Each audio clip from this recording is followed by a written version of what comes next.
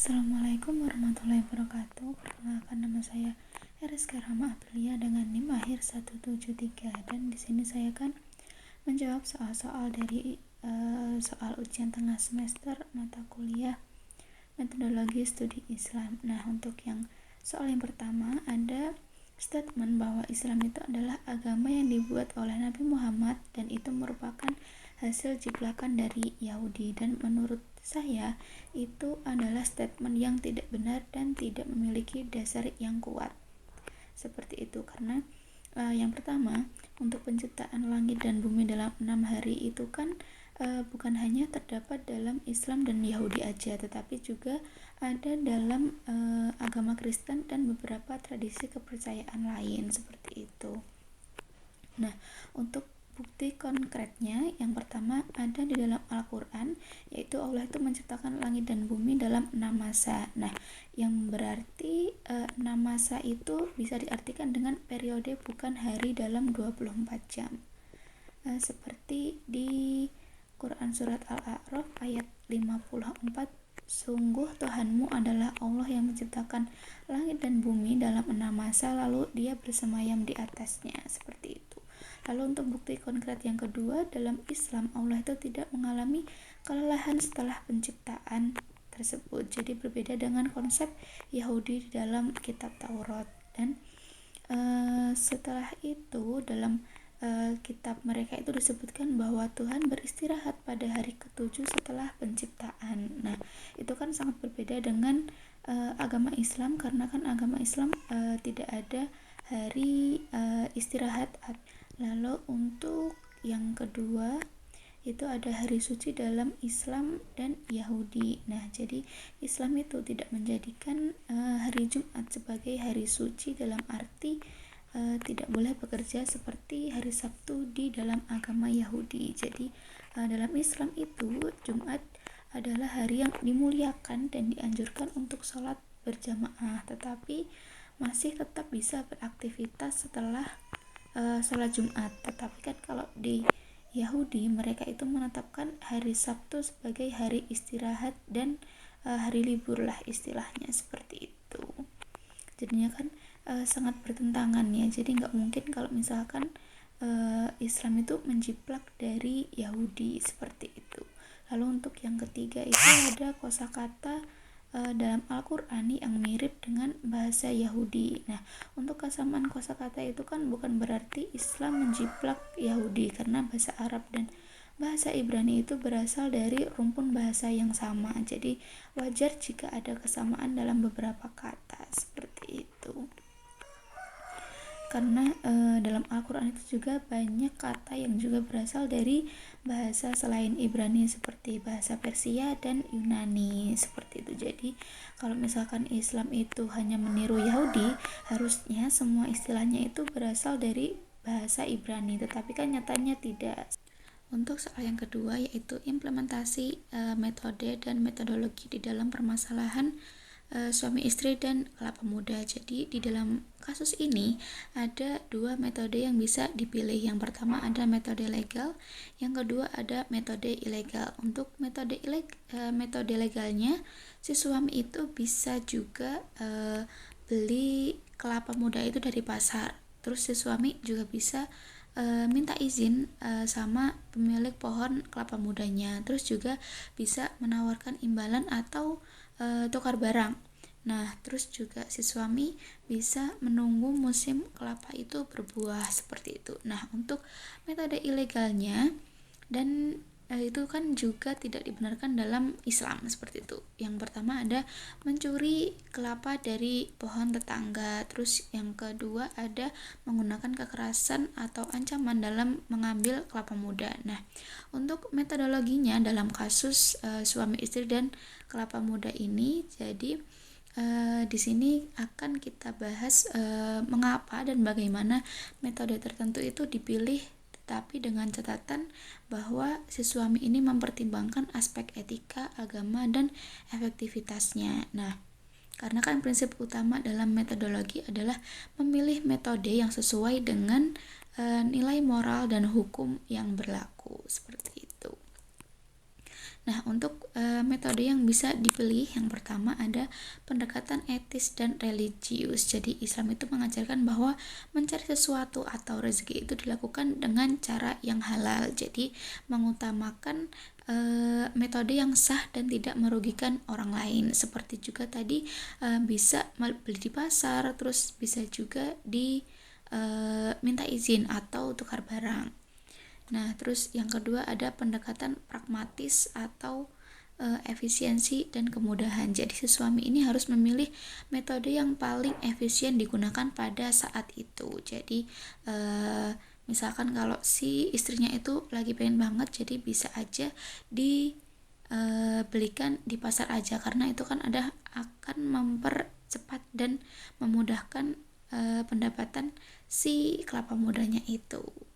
Terus juga ada pendekatan sosial dan hukum norma sosial. Jadi itu harus mempertimbangkan hukum dalam pengambilan keputusan. Jadi misalnya si suami ini harus meminta izin dan bernegosiasi dengan pemilik pohon kelapa muda sesuai dengan aturan hukum seperti itu. Jadi pada saat itu suami bisa mengkondisikan atau memilih metode-metode yang legal dan sesuai dengan ajaran Islam seperti itu. Jadi dengan beli di pasar, terus juga bisa minta izin sama pemiliknya, terus bisa juga tukar barang atau bernegosiasi seperti itu. Untuk soal yang ketiga yaitu ada peta konsep dari metodologi studi Islam atau disingkat dengan MSI. Jadi yang pertama ada pengertian dari MSI itu sendiri. Jadi MSI adalah sebuah kajian tentang cara, metode, dan pendekatan yang digunakan dalam memahami Islam secara ilmiah dan sistematis. Jadi MSI itu bertujuan untuk memahami ajaran Islam berdasarkan sumber utama dan serta pendekatan akademik lainnya. Nah, peta konsep MSI ada beberapa elemen. Yang pertama ada sumber studi Islam. Nah, studi Islam itu ada juga sumber utama yaitu Al-Quran dan Hadis, lalu juga ada sumber sekundernya yaitu ijma atau kesepakatan ulama, terus juga ada qiyas atau analogi hukum, terus juga ada ijtihad atau usaha intelektual ulama dalam memahami hukum Islam. Dan yang selanjutnya ada pendekatan dalam studi Islam. Jadi MSI itu menggunakan berbagai pendekatan ilmiah. Yang pertama ada pendekatan normatif atau teologis. Jadi studi ini tuh berdasarkan wahyu Allah atau misalnya itu ilmu tafsir, ilmu hadis, dan fikih. Terus juga ada pendekatan historis, yaitu memahami Islam dalam konteks sesuai sejarahnya. Jadi misalkan contohnya sejarah Islam, sejarah peradaban Islam, dan lain-lain. Terus juga ada pendekatan sosiologis atau menganalisis bagaimana Islam itu diterapkan di dalam sebuah masyarakat. Terus juga untuk contohnya itu ada peran Islam dalam budaya dan sosial seperti itu. Terus juga ada pendekatan filosofis. Jadi pendekatan filosofis ini mengkaji konsep-konsep Islam secara rasional dan kritis. Jadi misalkan kajian filsafat Islam atau ilmu kalam seperti itu. Terus juga ada pendekatan saintifik atau ilmiah. Jadi menghubungkan ajaran Islam sendiri dengan ilmu pengetahuan di era modern. Misalkan Islam dengan sains atau etika Islam dalam penelitian ilmiah seperti itu.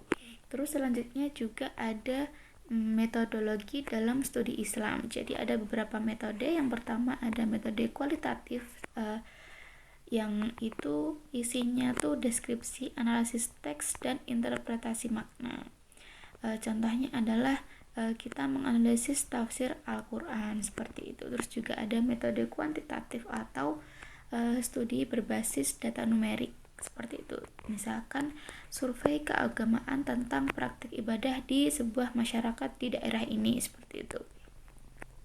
Terus juga ada metode hermeneutika atau penafsiran mendalam terhadap teks-teks keagamaan, misalkan pendekatan kontekstual dalam memahami sebuah hadis seperti itu. Nah, untuk pertanyaan selanjutnya, apakah Islam itu bisa disebut sebagai ilmu pengetahuan? Jawabannya adalah iya, bisa, karena Islam itu dapat disebut sebagai ilmu pengetahuan karena memiliki karakteristik ilmiah yang memungkinkan kajian sistematis dan kajian akademik.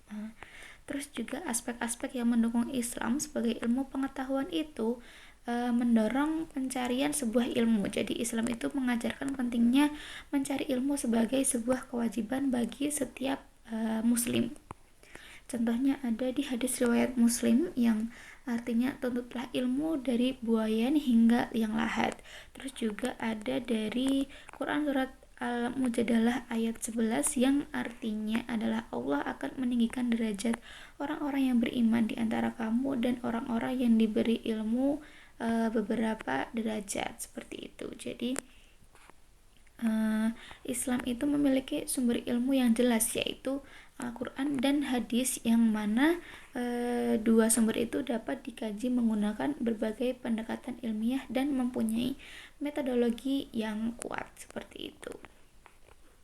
Jadi ilmu Islam itu juga memiliki metode ilmiah yang memungkinkan kajian lebih mendalam seperti kajian ilmu tafsir, usul fikih, dan ilmu kajian hadis seperti itu. Dan juga untuk mendukung pengembangan sains. Jadi di Al-Quran itu kan juga banyak mengandung ayat yang berkaitan dengan ilmu pengetahuan seperti penciptaan alam semesta di Quran surat Al-Anbiya ayat 30 dan juga embriologi manusia pada Quran surat Al-Mu'minun ayat 12 sampai 14. Jadi banyak juga ilmuwan muslim seperti Al-Khawarizmi, Ibnu Sina, dan Al-Biruni itu mengembangkan ilmu sains yang berbasis Islam. Jadi dengan bukti-bukti tadi bisa dikatakan bahwa Islam itu adalah sebuah ilmu pengetahuan juga.